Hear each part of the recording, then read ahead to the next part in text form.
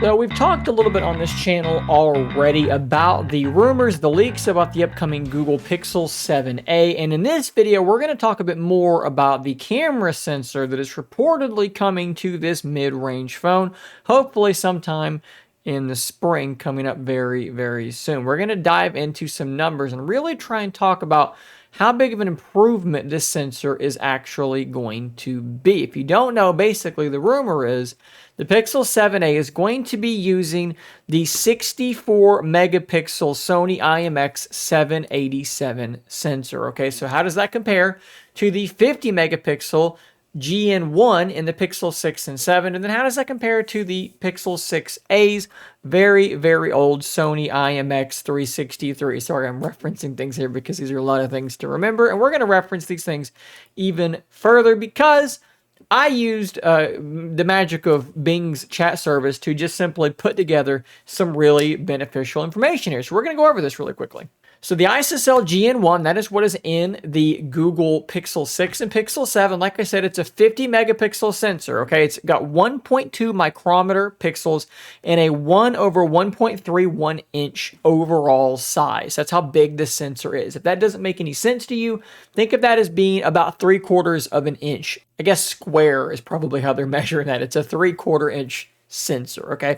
It supports dual pixel and tetracell technology. Maybe you've heard of DPAF, dual pixel autofocus, that allows things to focus very, very quickly, and it's a great feature to have. As you see here, it enables faster autofocus and better low light performance. 240 FPS at 1080p. Okay, so they kind of missed some things there. It can obviously do 4K as well. The Sony IMX787, this is the new one, right? This is the one that's going to be in the Pixel 7a. It's a 64 megapixel sensor. So you may immediately go, well, my God, their mid-range phone has a higher resolution camera than their flagship? That doesn't make any sense. Well, it will make sense as we go on. It has a 0.8 micrometer pixel size, so the physical pixels themselves are smaller by a pretty good amount, and a 1/1.7 inch size. That would be 0.58 of an inch. So it is a smaller sensor with more smaller pixels, okay? So it's smaller, but it's more densely packed with pixels. From what I can tell, it does not have DPAF. It does not have this tetracell technology. At least I couldn't find any references to it on the internet. I tried Googling around as well. Couldn't find any references to these two. So higher res, smaller pixels. Now keep in mind that we do pixel binning, right? You're not actually shooting at 64 or 50 megapixels. With the GN1 on the Pixel, you shoot at 12.5 megapixels. So what you're doing is you're grouping pixels together and treating them like super pixels.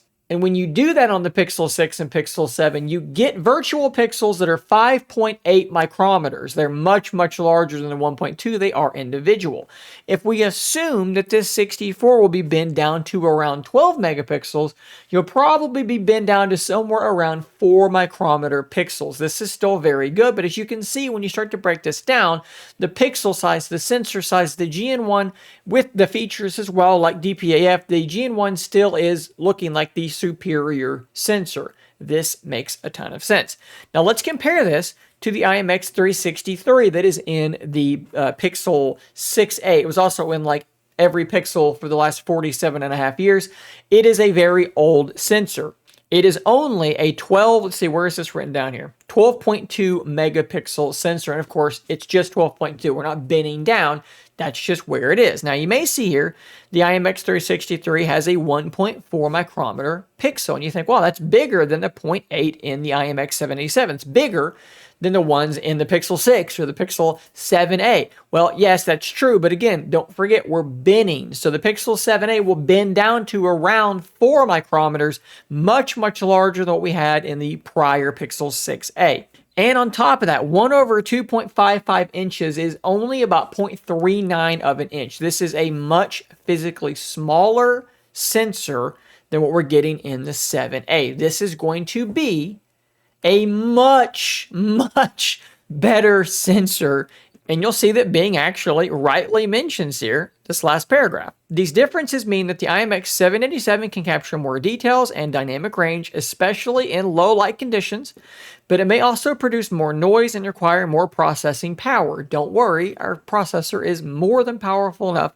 The IMX363 can capture less details and dynamic range, but it may also produce less noise and require less processing power. So we've upgraded the processing power, right, with these Pixel devices. Granted, the 6A ran the Tensor. This is the Tensor 2, so it's not a massive difference, but we've long gotten beyond the days where we need to be using something that doesn't require a lot of processing power. Okay, this thing can handle what it's going to have to do easily with this new sensor. And I think that as long as Google has things dialed in, and we saw with the Pixel 6 the first year on the GN1, it took them a minute to kind of dial things in, and we may have a similar situation here with the 7A and another new sensor, but hopefully what they've learned about binning and higher resolutions applies to this new Sony sensor as well. But maybe we'll have a little bit of like a rocky start there in the beginning. I don't think it's going to be anything too serious though. But once they get things fully dialed in, or if they already have, this thing stands to be a massive, massive improvement. And if we're sticking with an ultra wide for the secondary camera,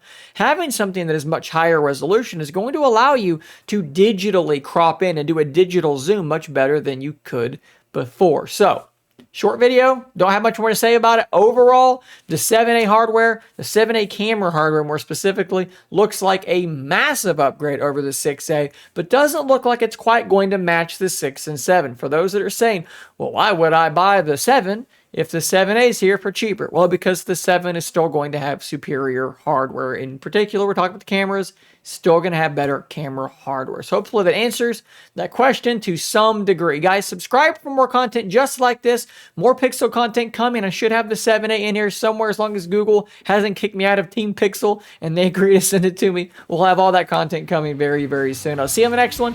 And until next time, stay nerdy, my friends.